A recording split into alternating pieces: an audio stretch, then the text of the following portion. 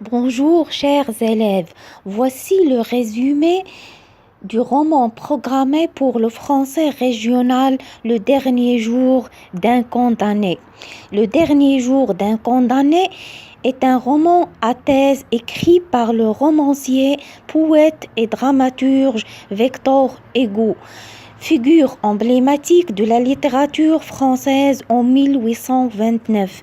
Indigné par la guillotine, Hugo dénonce l'absurdité de la société de son époque via un témoignage brut et un plaidoyer politique pour abolir la peine de mort. C'est un journal intime et un long monologue intérieur entrecoupé de réflexions angoissées. Il nous livre son état d'âme, ses tentatives d'évasion et son espoir d'être gracié. Une agonie de 300 pages d'une atroce et horrible vérité. Bref, ce qu'il a vécu depuis le début de son procès jusqu'au moment de son exécution. Le livre est découpé en 49 chapitres. Longueur très variable, allant d'un paragraphe à plusieurs pages. Victor Hugo rythme ainsi la respiration du lecteur et lui fait partager ses éclairs de panique.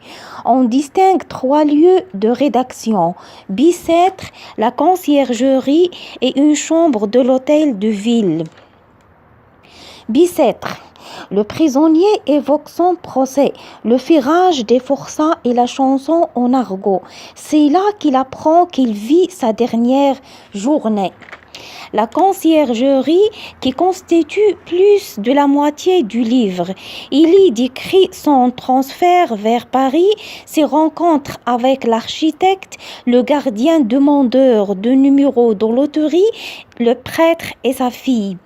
Une chambre de l'hôtel de ville où sont écrits les derniers chapitres, l'un très long relatant sa préparation et le voyage dans Paris jusqu'à la guillotine, l'autre très court, les quelques minutes qui lui sont octroyées avant l'exécution.